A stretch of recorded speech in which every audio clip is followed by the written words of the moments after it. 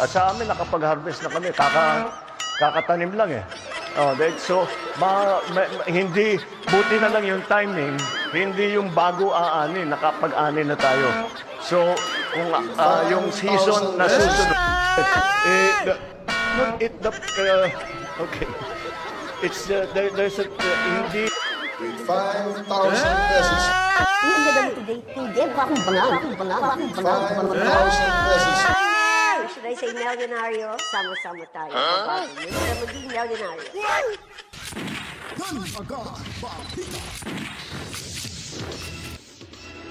Again. Nagbabalik na naman ho tayo. Walang pahinga mga kabataan dahil po ay hindi ho natin sasayangin yung oras at panahon. Lalo na ho yung usapin na politikal sa ating bansa mga kabalitaan. At sa hindi pa po nakapag-subscribe, subscribe na ho kayo para ho lagi tayong updated sa mga kaganapan sa ating lipunan. Pindutin ang notification bell at of course, i-like at mag-comment. Then, i-share nyo po ito para mas medyo lalawak pa yung coverage ng ating pagbibigay, paghahatid ng tapat at komprehensibo na mga impormasyon, balitaan dito sa ating reaction video ng Danagan Balita News Update. Sana bago matapos bago magkaroon ho ng halalan, sana itong natin subscribers madadagdagan po. Meron ho tayong 42,353 subscribers at bago matapos ang taon, sana po umabot na ho tayo ng 100,000 subscribers mga kabalitaan. At huwag niyo pong i-skip yung ads na inyong mapapanood dahil po yun lamang po ang nakapagbigay ng lakas loob sa atin na patuloy na maghatid ng mga balitaan, reaction para malaman ang mga pangyayari ho sa bawat palibot at gilid ng ating bansa. Bueno, itong ating ipapakita sa inyong balita ay talagang ito ay magugustuhan nyo po. Dahil nga po ay makakahiganti na ho itong mga resource persons na binabastos nitong si Dan Fernandez, ayon pa kay Attorney Topacio, si alias Attorney Google mga kabalitaan.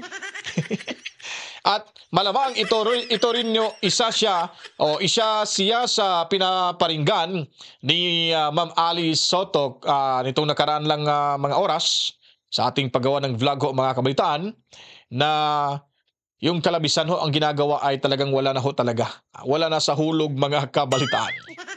So para ho maintindihan ho natin lahat, papanoorin ho natin to, dire-diretso ho. Medyo magko-comment lang tayo ng konti para hindi ho kayo mabitin. At para matapos na rin ho tayo. Kailangan natin magpahinga kasi yung lalamunan natin, wala tayong pangkape ngayon mga kabalitaan. Di po ba? At salamat po sa panonood. Lagi nanonood ito si Mami Rose at Daddy Berting Tobias at si Tobias dyan sa Cebu City, pati yung kanilang mga kapitbahay daw, pati manicurista at lahat-lahat na doon ay talagang pinapanood na ho tayo mga kabalitaan, lalo na po sa kanilang malaking widescreen ho ng television, doon ho daw tayo nila pinapanood. Alright, so masaya tayo sa lahat ng mga moderators. So, mabuhay ho tayong lahat. Sa mga maalala lang ho natin, si Jen Bromlett, Sia Sanpay, Jornex, Dennis Velasco, Ana Santos, sino pa ba? Ewan ko kung si Tobias, kung nabigyan ko ba to ng jacket. Parang meron pa ito akong nakalimutan, no? So basta mga moderators na lang ho natin sa ating munting bahay. Welcome, maraming salamat to sa lagi niyong pagtambay ho dito mga kabalitaan. Bueno, sisimulan ho natin, hindi tayo magtatagal dahil medyo kailangan nating magpahinga maya-maya dahil kailangan pa nating tsumibog kasi wala pa ho tayong tsibog. Lagi lang ho tayo nakaupo ilang oras dito sa ating studio mga kabalitaan. This is a verified complaint. A copy is right now on its way to the House of Representatives. This is an ethics complaint against Congressman Danilo Ramon S. Fernandez, more popularly known as Dan Fernandez or Attorney Google. Anyway, this is for certain conduct unbecoming of a member of parliament, unparliamentary conduct, which were committed during the hearings of the Quadcom. I will just give you the general details anyway. I will be leaving this copy for you, and those who wish For soft copies, I will viber to you later immediately a soft copy. If you recall, noon pong nililitis o dinidinig yung tungkol sa mga pogo, kinatawan ko po roon. Nirepresent ko si Miss Catherine Cassandra Leong. At lahat naman po tayo saksi sa ginawang paglabag sa mga karapatan ni Miss Cassie Leong.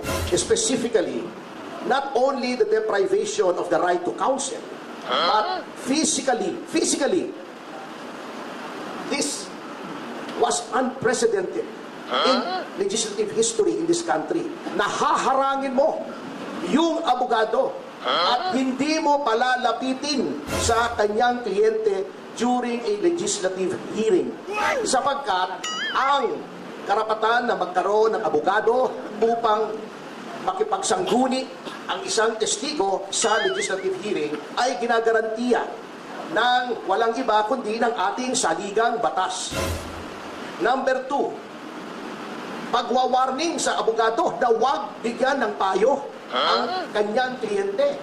Saang planeta po acceptable ang ganoong behavior?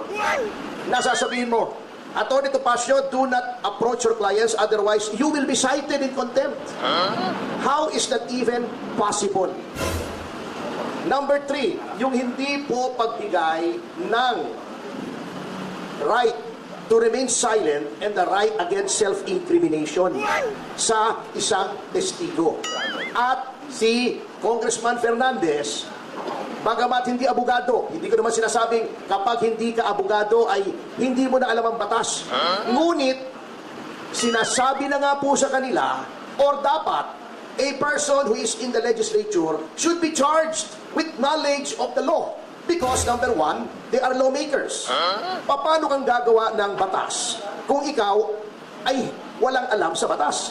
Pwede naman pong basahin ang mga desisyon. Tama naman, to an extent, si Congressman Fernandez, pwede kang mag-google. At mag-google mo yung mga kaso. At kung meron kang hindi naintindihan sa kaso, meron ka namang legal staff siguro. O itanong mo sa kapwa mo, man na abogado, ano ba ang ibig sabihin nito? At pinoint out na nga po sa kanila na sa napakaraming kaso, the right to remain silent and the right against self-incrimination may be invoked not only in criminal proceedings, but in all proceedings.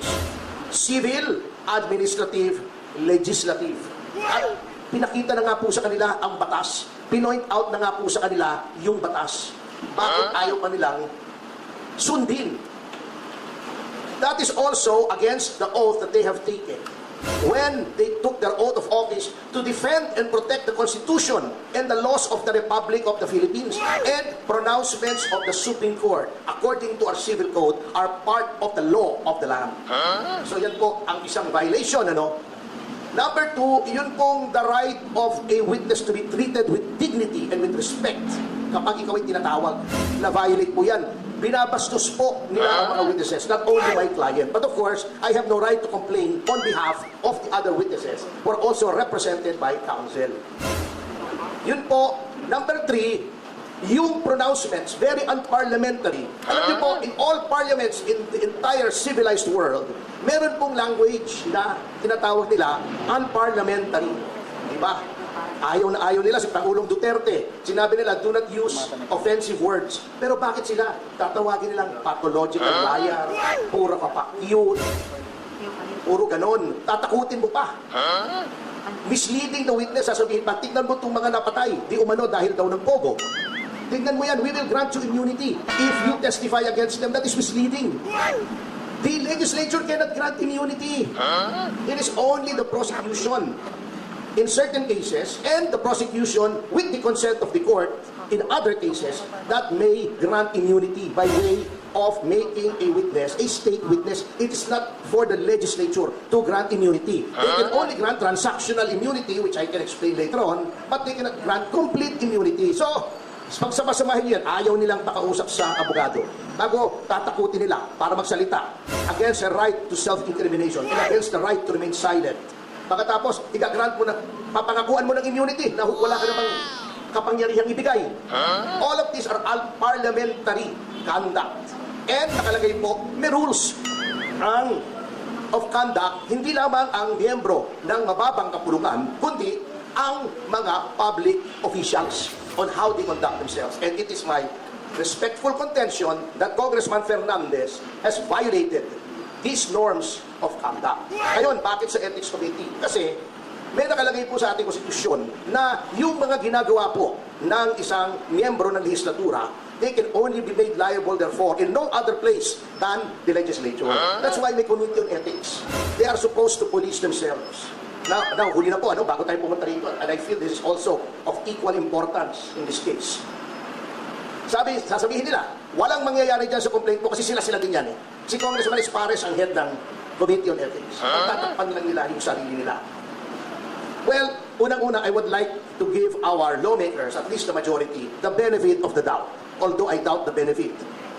Ngunit, by doing this, I want to prove two things. Number one should not sit idly by while the rights of persons are being trampled upon by the legislature. Dapat may magreklamo dito. Otherwise, gagawin nilang palagi yan sa lahat ng witnesses. Notwithstanding the caveat of the Supreme Court in Ong versus Senate Blue Ribbon Committee, which by the way, I argued before the Supreme Court, which says that all witnesses must be given due process. Pina-violate na po nila yan. Number two, by filing this, I want to hold a mirror up to our honorable congressmen. Tignan nga po natin, tignan nyo ang sarili nyo, kung anong ginawa nyo sa mababang kapulungan, which is supposed to be an august body, which is supposed to be populated by honorable men and women, kaya nga honorable ang tawag sa inyo eh. Are you really honorable? Are you really august? Kaya nyo bang ipolis ang inyong ranks?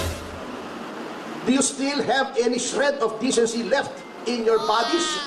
Para makita na mali ang ginagawa ng isang miyembro ninyo at disiplinahin ninyo. Because by no stretch of the imagination is such conduct exhibited by Congressman Fernandez allowable or should be countenanced or tolerated by anyone. Ngayon po, nako, talagang may kaso na ho sa Ethics Committee itong si Attorney Gogel, mga kabalitaan. Yun ang sinasabi ho natin kasi ang mangyayari ho dyan, sa inyo pa ngayon yung bola. At bukas makalawa, sa inyo pa rin. Pero pag natapos ng oras, ay sa amin na rin. Ganun po yun ang sinasabi ni Attorney Topacio sa kanyang complaint, mga kabalitaan. So anyways, napanood nyo po at kayo na pong bahalang mag-comment dyan. Kung ano po yung magiging reaction ninyo, ilagay nyo lang po sa comment section at huwag kalimutan i-like at i-share yung video natin ngayon. At mag-subscribe, then pinutin ang notification bell. Sa mga oras na ito, meron ho tayong 42,357 subscribers. Sana madagdagan pa po ito bago magkaroon ho tayo ng halalan. 50,000 yung target natin na subscribers. Tulungan niyo po ako dyan, mga kabitaan. At bago matapos ang taon, sana umabot na rin ho tayo ng 100,000 subscribers, mga kabalitaan. Para ho, mas mapalawak pa po yung paghahatid natin ng mga impormasyon at balitaan at mas marami pa pong matutunan. Gaya ko po na nag-aaral pa rin at gusto pa rin matuto sa kahit anong mga bagay, mga impormasyon na kailangan nating maintindihan sa ating lipunan, mga kabalitaan. Ako'y magpapaalam na po. Maraming salamat. Mabuhay ang lahat ng mga Pilipino, OFW, overseas Filipino workers, mga bagong bayani ng ating bansa, Pilipino saan man sa lupalop ng ating mundo. Tayong lahat ay dapat magkaisa at panatilihin na merong communication kay Lord. Dahil siya lang nakakaalam sa ating kinabukasan. To God be the glory. Mwah-mwah. Chip, chip. Peace out. At sa amin, nakapag-harvest na kami. Kakatanim lang eh. So, hindi, buti na lang yung timing, hindi yung bago aanin, nakapag-ani na tayo. So, yung season na susunod. Okay. It's, there's a, Ang ganda mo hindi ba akong bangal? 5,000 pesos. Or should I say milyonaryo? Sama-sama tayo. Para maging milyonaryo.